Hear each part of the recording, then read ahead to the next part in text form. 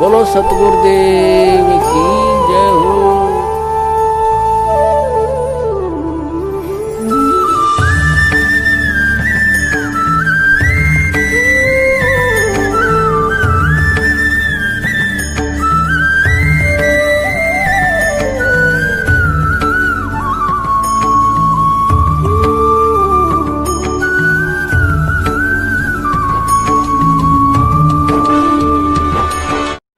Number 3, प्रथम मंत्र के विषय में। नाम दीक्षा के समय भक्ति बोध के साथ गुरुजी हमें एक मंत्र कार्ड देते हैं जिसके आगे पीछे 7 मंत्र लिखे होते हैं। उसके विषय में गुरुजी ने बताया कि इसकी कम से कम प्रतिदिन एक माला अर्थात 108 मंत्र अवश्य करने हैं। यदि अधिक करते हैं तो आप जल्दी ही भक्ति के धनी बनते हो। इसके विषय में गुरुजी ने यह भी बताया है कि आप प्रथम मंत्र का मानसिक जाप भी कर सकते हो और बोलकर भी जाप कर सकते हो, लाभ समान ही बताया है। कुछ भगत भाइयों को शंका रहती है कि यदि प्रथम मंत्र करने बैठ गए तो पूरे 108 मंत्र करने जरूरी होते हैं, उससे पहले नहीं उठ सकते हैं। लेकिन गुरुजी ने बताया कि ऐसी कोई बाध्यता नहीं है, यह आपकी मर्जी और समय के ऊपर निर्भर करता है। यदि आप फ्री हैं तो 108 मंत्र को लगातार भी कर सकते हैं, अन्यथा आप इसे चाहो जितने पार्ट में कर सकते हो। लेकिन जब भी करो और जितने भी मंत्र करो उसे ध्यान लगाकर अवश्य करो।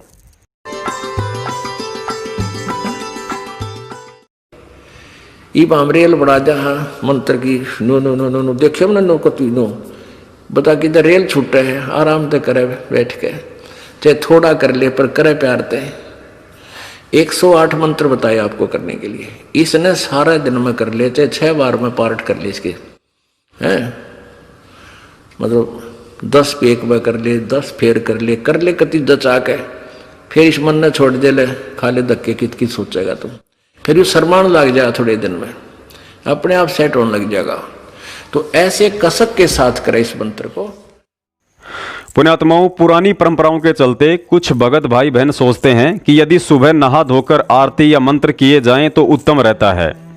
लेकिन गुरुजी ने बताया कि आरती या मंत्र करने के लिए शारीरिक शुद्धि से आत्मिक शुद्धि ज्यादा महत्व रखती है।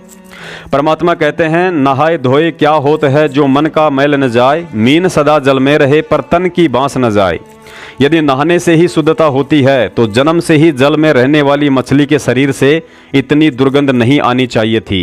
कहने का मतलब है नहाना धोना अच्छी बात है, अन्यथा परमात्मा की सत भक्ति में ऐसा कोई नियम नहीं है। हाँ, गुरुजी का यह आदेश जरूर है कि जब भी आप आरती करो तो अपने हाथ पांव को जल से अवश्य साफ कर लिया करो, ताकि हम भक्तों के लिए कबीर सागर से भी ज्यादा पवित्र व आदरणीय ग्रंथ भक्ति बोध को गंदे हाथ ना लगें। कबीर साहिब जी की एक वाणी है, 5 पहर धंधे गया, 3 पहर गया सोए, 1 पहर हरि नाम बिना तेरी मुक्ति कहाँ से होए। आज की तारीख में इस दुनिया में संत रामपाल जी महाराज जी और उनके द्वारा चलाए गए यथार्थ 13वें कबीर पंथ के अलावा एक भी ऐसा पंथ या संत आपको दुनिया में कहीं नजर नहीं आएगा जो इस वाणी के अनुसार 1 पहर यानी 3 घंटे की भक्ति साधना करवा रहा हो। पुण्यात्माओं, ऐसे ऐसे अनमोल उदाहरण देखकर आपका विश्वास दृढ़ हो जाना चाहिए कि हमारा सामाजिक और आध्यात्मिक जीवन सुरक्षित हाथों में है। कबीर 5 पहर धंधे गया और 3 पहर गया सोए, 1 पैर हरि ना भजा फिर मुक्ति कहाँ से होए। 8 पहर 24 घंटे को 8 पहर में, पहले 8 पैर होती थी 24 घंटे की। अब परमात्मा कहते हैं तो 1 पैर में 8, 1 पैर में 3 घंटे हो गए। तो परमात्मा कबीर जी ये बताना चाहते हैं कि 3 पैर तन धंधा करया 15 घंटे, 5 पैर तो 3 पैर तो सो गया, यानी 1 दिन रात टोटल पूरा कर दिया। और 1 पैर हरि ना बजा, 3 घंटे भी भगवान को नहीं दिए तूने।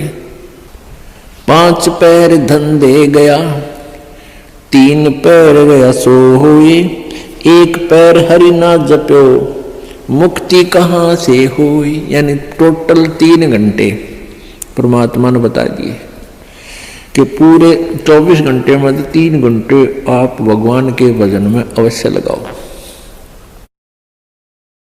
और उनका ये नहीं है कि स्पेशल एक जगह बैठ के लगा लो, बहुत समय होता अपने पास।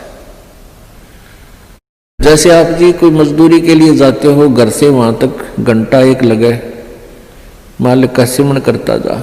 बस में बैठकर जा रहे हो कहीं काम, बस वहां भक्ति करें।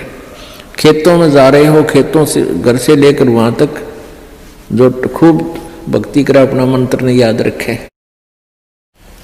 और बहुत से ऐसे कार्य हैं जो काम करते करते भी हम भगवान की भक्ति कर सकते हैं। जैसे खेत में आली हल जोतता है, हमने देखे पहले ही आली में लक्ष्मी चंद की रागनी गाए जाते, हल भी जोड़े जाते। तो वह भगवान की भक्ति भी करे, कभी आरती करने लग जा, कभी भगवान की वाणी बोलने लग जा। कोई फिल्मी गाने गावा है, कोई और बकवास सोच रहा है। तो इस प्रकार हमने अपना सुमन में 3 घंटे का समय निकालना चाहिए। जैसे सुबह का नित्यनेम पौना घंटा लगता है, 15 मिनट की असुर निकंदरमणि 1 घंटा तो हो गया। आध 35 मिनट की आरती होती है, 1.5 घंटा। बाकी 1.5 घंटा आपका सिमरन भी हो जाना, सिमरन आध घंटा मंत्र, 1 घंटे का श्वास का सिमरन। तो इतना भी आप कंटिन्यू कर लोगे तो भी आपका बेड़ा पार हो जाएगा। ये सत्कर्म मान ली। पुण्यात्माओं, नाज करो अपने भाग्य पर, जो इस कामी क्रोधी और लालची दुनिया की भीड़ में सतगुरु ने हमारा हाथ पकड़ लिया है। सच्चा सत्संग मिल गया है, सच्ची भक्ति और मंत्र मिल गए हैं। कहने का मतलब है कि बिल्ली के भाग का छीका टूट गया है। गुरुजी ने बताया कि इस जीव आत्मा का ऐसा दाव असंख्य कल्प युगों के बाद बड़ी मुश्किल से लगता है। हमारा कलयुग की पिछली पीढ़ी में ऐसे समय में जन्म होना जिस समय परमेश्वर सतगुरु रामपाल जी महाराज सशरीर हों। इस समय की महत्वता को शब्दों में बयान करना किसी के लिए भी बेहद मुश्किल है, क्योंकि उपरोक्त विधि से 3 घंटे की मर्यादित भक्ति करने वाली आत्माओं के लिए यह अंतिम मानव जन्म है। और इस बात को गुरुजी के इस सत्संग से ज्यादा दुनिया में कोई नहीं समझा सकता है। कहते हैं जब भी दाव लग जा उसी समय पीछा छुटवा ले। एक बार एक भगत साधना कर रहा था, एक संत पीपल के पेड़ के नीचे बैठ के, और कुछ बहनें जा रही थी। उनसे पूछा, बहनों कहाँ जा रही हो तुम? कहने लगे एक ऋषि के पास जा रहे हैं और वो भूत भविष्य की सारी जानता है। तो उसने कहा कि मेरे बारे में बहनों पूछ के आना, मेरा मोक्ष कितने जन्म में हो जाएगा? अच्छा भाई पूछ के आवेंगे, तेरी भी पता कराएंगे। तो अपनी बातचीत करके उसने उस ऋषि से कहा, जानने वाले से कि जी ऐसे ऐसे एक साधक है, उसकी एक प्रार्थना है, उसका मोक्ष कितने जन्म होगा? तो उस भविष्य वक्ता ने बताया कि जितने पीपल के पेड़ के पत्ते हैं इतने जन्मों में उसका मोक्ष होगा। अब उन बहनों ने सोचा, भाई यदि उसको हमने यह बात बता दी तो उसका तो हार्ट अटैक हो जाएगा। वो तो बेचारा इच्छुक है भगवान की जल्दी मोक्ष हो मेरा। तो उन्होंने सोची उसके दूर से चलते हैं। वो दूर से जाने लगी, यानी 5-4 किले दूर से, यानी 1000 फुट की दूरी से दूसरे रास्ते से जा रही थी। वो भाग्या गया उनके पास, कहने लगे बहनों मेरे बारे में पूछ कर आए तुम? वो कहने लगी भाई पूछता है पर बाबा जी तू सहन नहीं कर सकता, अगना बहन बता दो, जो भी बताई है मुझे बता दो। वो कहने लगी भाई जिस पेड़ के नीचे तू बैठा है ना, पीपल के पेड़ के, यूं बताया कि उसके जितने पत्ते हैं इतने जन्मा में तेरा मोक्ष होगा। वो तो डांस करने लग गया, नाच न बोले बे बुलाओ थारा।